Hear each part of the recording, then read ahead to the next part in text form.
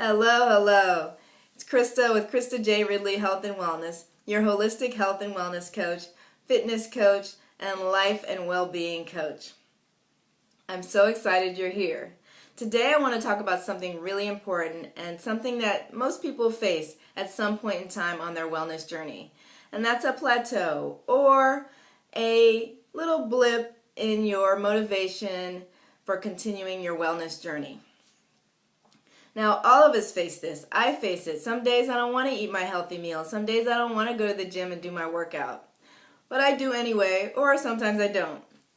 The question is, how can you get out of that little slump, that plateau, that place where you're feeling like, I don't really want to do this anymore? Because remember, it's a lifestyle. This is something you're going to be doing for your entire life. So there will be ups and downs, but there are ways that you can deal with those ups and downs. So the first action step I want to give you is to revisit your commitment. So whenever you're in that place where you're kind of feeling like, oh, I'm not feeling this anymore, I want you to revisit your commitment. How are you feeling? Is your commitment to a healthy lifestyle, to living more energetically, to feeling good in your body, is it a 1, which is not committed at all, or is it a 10? 100%, I'm in it to win it. So you want to reflect on that and think about where you are in terms of how important this wellness journey is to you. And what are the benefits that you get out of it? Is it that you get to chase behind your kids and feel energetic doing that? You don't get winded going up the stairs, or your skin is clearer, or your hair is thicker. I actually have heard that from a client before. So you want to look at what is my commitment and what are the benefits of me maintaining and continuing on this healthy journey. If your commitment is a little bit waning, you want to reflect on that and ask yourself why. What's going on? Is there some deeper problem that you have? Maybe there's some depression going on. That's something you might want to get treated. Or maybe it's just a general slump that you're going to come out of at some point.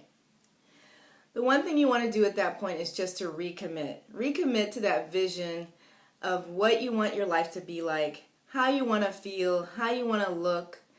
And remember, 10, 15, 20 years from now, one momentary slip won't really matter. But what matters is being consistent across a long period of time. So even if you're on a plateau, stop, look at your commitment, adjust where you need to, and review your vision. Reflect on your vision. The second thing I want to suggest to you is to celebrate your successes. So in your healthy journey, you've had successes. You've had things you've accomplished. Maybe there are things that you didn't think you could ever do, like bicycling across town, or running a half marathon, or even a 5K, or staying consistent every single day with cooking a healthy meal. It could be something very small or something very big. Maybe you lost 50 pounds. So you want to look at those successes and celebrate them. So there are different types. You can celebrate successes of actions that you took that you wouldn't have took otherwise. You can celebrate goals that you've met. And I really recommend highly writing down your goals. So if you're saying you want to lose 20 pounds within the next 4 weeks, then you should write that goal down. But more importantly, you need to write down the behaviors that you'll need to change in order to reach that goal. So you're going to need to write goals that say, I'm going to work out 3 times a week. I'm going to stop eating desserts. I'm going to switch my desserts out from chocolate cake to strawberries. So there are specific things that you want to do in order to reach that goal of weight loss. You need to make those behavioral changes and those behavioral goals. So you want to celebrate the successes of any of those goals that you've met. And you also want to celebrate how you feel. One of my clients was feeling particularly just frustrated with the slow pace of her weight loss. Now, her weight loss was actually quite good. It was 2 pounds a week, which is pretty high. But she was, somewhat overweight, pretty overweight. And so I told her, I said, what are some of the other benefits that you've gotten since you've been on this weight loss journey? And I asked her to write down 20 things that had changed for her that were positive things. So she wrote down things like her hair had gotten thicker. She wrote down that Her bra size had changed. She wrote down that she felt more energetic throughout the day. She wrote down that she was feeling good playing with her children. She was feeling like she could do it for the first time. So really writing down some of those non-scale victories, we call those non-scale victories, can help you, especially when the weight loss is going a little slower than you'd like it to be. You can find other things and other impacts that are happening in your life that are really important and that you love and that you feel grateful for. So the third thing I want to talk about is keeping track. I love tracking. I love food diaries. I love tracking workouts. And why? Because when we don't track things, we don't really have a sense from where we've come and where we've gone to. And one thing about food diaries in particular, it gives us a full awareness of what we're putting in our mouth. And many times, I've seen it many times with clients, that just the act of doing the food diary has gotten them eating better and losing weight. It's really, really an important tool for people to stay on track. Food diaries, now workout diaries are great because, for example, if you're doing resistance training, you're trying to build muscle, you're trying to tone, you're trying to look differently, you might start out with a 3-pound dumbbell when you're just a beginner. And you'll see a progression up to 5-pound dumbbells, to 8-pound dumbbells, to 10-pound dumbbells, to doing heavier weights, more repetitions, and you'll see some changes in your body. But if you don't track that, you won't remember where you came from, and you won't be able to really celebrate the successes, which was in step 2. So keeping track also helps prevent drifting. And you might actually notice that you're about to drift into a slip off into the abyss when you don't want to track. So a lot of times people will say, oh, I don't want to write down what I ate because I ate, all this awful stuff. Well, it should be a message to you or a sign to you that you need to maybe pull back and start reflecting again on what's your vision, what's your commitment for what you want to, what's your vision for what you want your life to be like, and what's your commitment to it. So it's just a quick sign for you. If you don't really want to track, you might want to ask yourself why. And tracking doesn't have to be done all the time. I've had a client who did it actually every single day for about 2 years, and then she decided to take a break.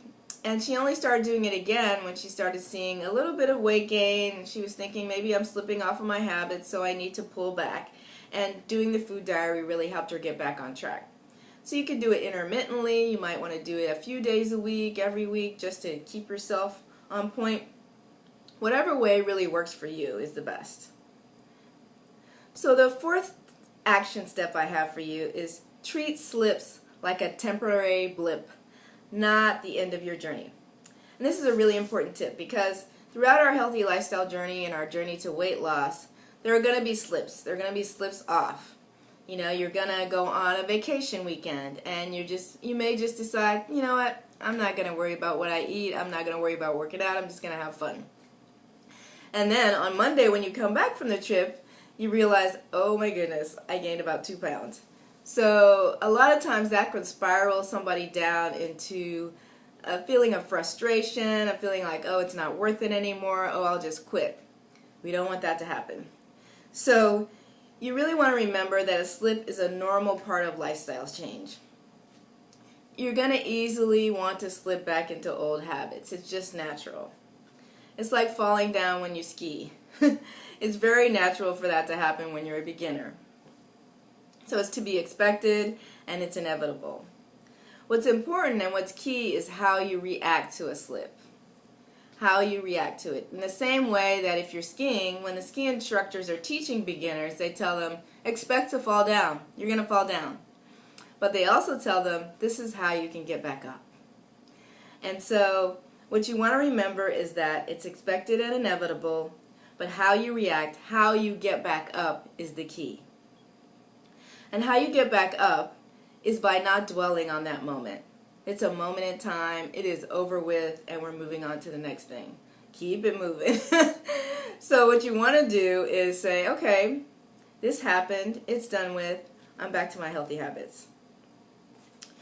And in particular, you want to talk to those negative thoughts, because a lot of times what will happen when we slip is that we will be very, very upset with ourselves and will beat ourselves up.